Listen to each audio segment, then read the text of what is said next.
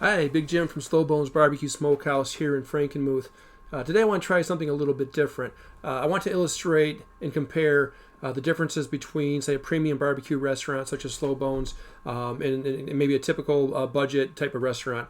And I don't mean that in a demeaning way at all. I love going out for typical, tacos and pizza and all that good stuff. I love it, and every week I'm out to at least one of those establishments.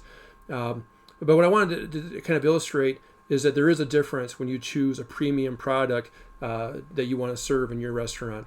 It comes with unique risks, but also advantages to be able to differentiate yourself based on just the quality of the food that you're presenting. Make sure that you like and subscribe to the channel so I can continue to bring content like this to you. But with that, let's go ahead and get started. It's not going to be a very long video. In the future, I think I'm going to do some more videos that cover some of the in-depth cost structure, talking about what goes into building your price, or if you're just starting out at the restaurant, maybe how to build a business plan and formulate all of your projected costs that go into it.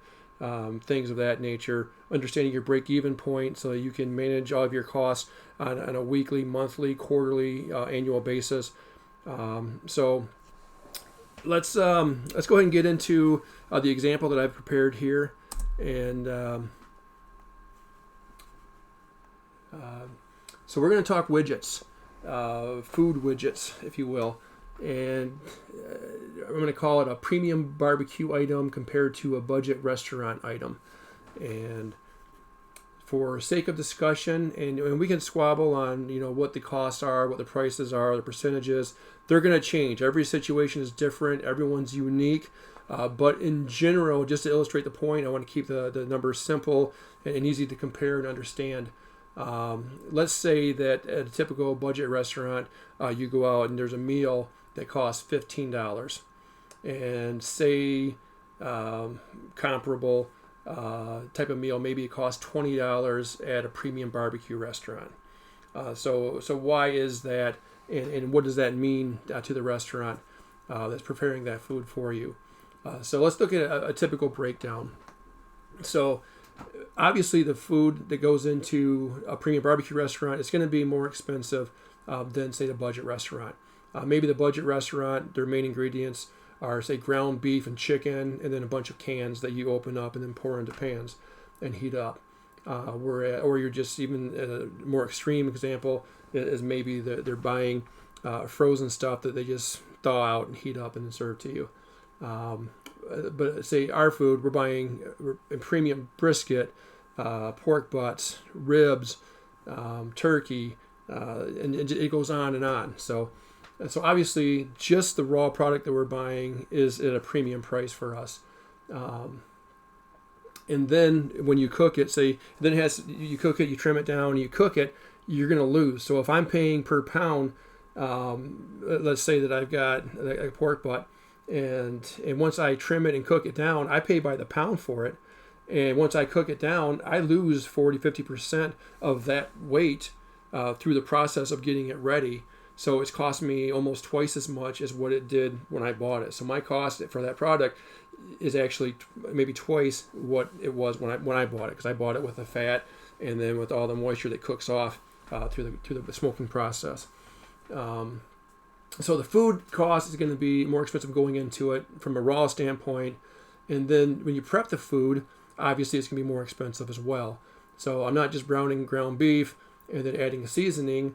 I'm getting a pork butt, and then I'm seasoning it. I'm trimming it. I'm seasoning it, smoking it for several hours, and then it comes out. And then you have to know how to hold it and prepare it and present it still in a fresh manner.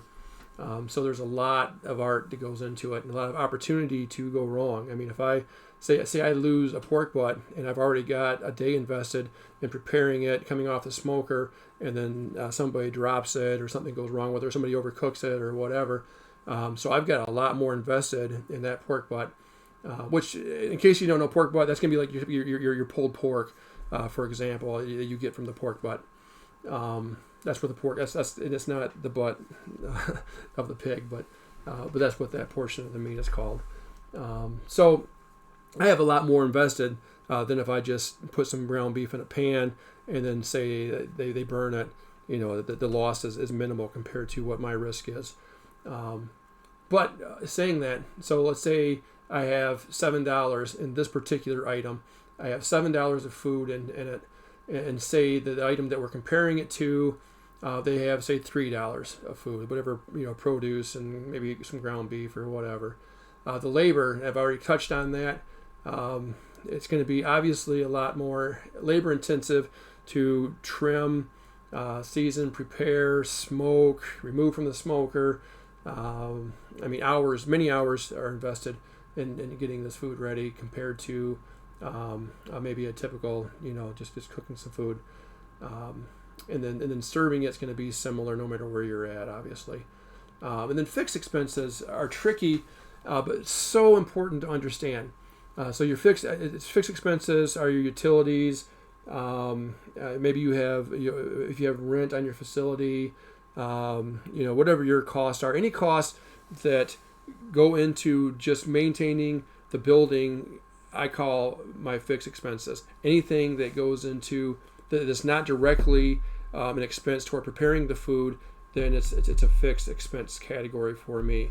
And your fixed expenses, they don't change a whole lot, through the week, month, and year. Obviously, there's some seasonality involved. If you deal with winters like we do, you got heating expenses that go into it in the wintertime, maybe air conditioning in the summer.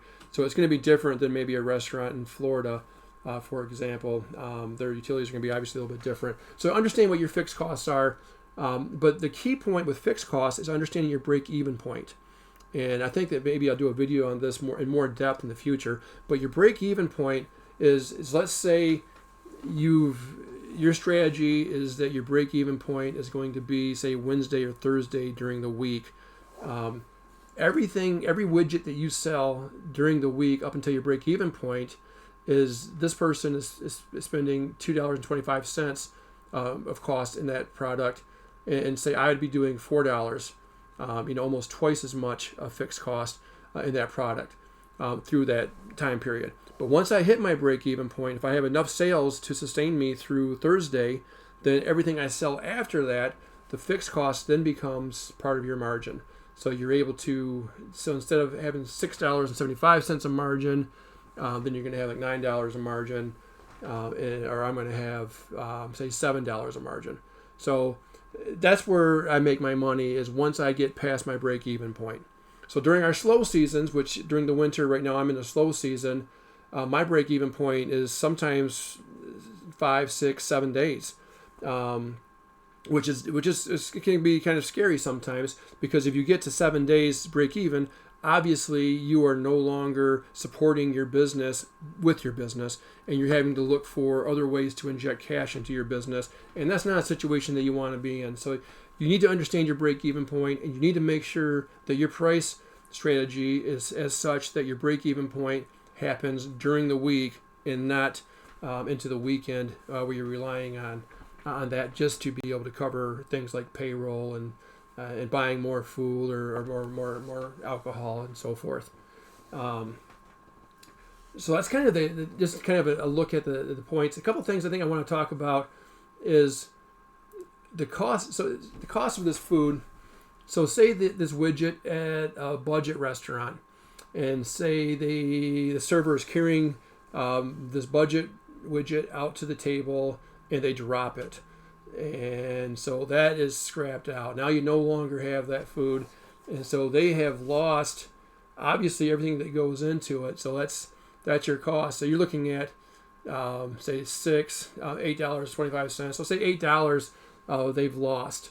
Okay, so they need to sell just over another one just to cover what the cost was for that one. So if they lose that one plate, their replacement cost is selling maybe another meal or another meal and a half to be able to make up for it. So which can get obviously very expensive. And I'm not saying that it's easier for anybody. This restaurant business is a tough business for everybody. But if you compare that to the premium barbecue restaurant, if say that somebody's carrying a plate of barbecue out to the table and they drop it, I'm looking at $17 in cost. That's what that plate cost me. Okay, so if my margin is $3, then I need to sell maybe 6 more plates just to break even on the one serving that I lost. So when you look at that, if my margin is 15%, and that's if everything goes right. That's if the portion was correct. I didn't have any loss or anything, or any problems with the process. 15%. If I give you, say, 10% off your meal, that's significant for me. 10% off the meal for me means I've got 5% here. It's just a promotion. I'm just doing this to try to establish goodwill and or maybe to resolve an issue or as a promotional item. But say if my cost structure were different and they gave you 10% off, they're still making 35% on that product. So that's just an example, a rough example. I thought I'd share that with everybody just to kind of give you an idea of what goes into it. Again, I have absolutely no regrets for going into the barbecue business. I love the product that we make. I love the challenge of having to be perfect every time. We want every plate that comes out to be competition style level of quality. We want it to be the absolute best each time. And if we make a mistake, then you can see how costly it is for us. So drop any comments into the comment section. Let us know your thoughts, any other subjects that you would like to see me discuss in the future as far as the business side of the restaurant. I'm more than happy to share those. And of course, we'll be talking more about maybe food preparation and drinks and menus and how to establish your menu prices and so forth. So remember to like and subscribe. Thanks for watching, and until next time, cheers.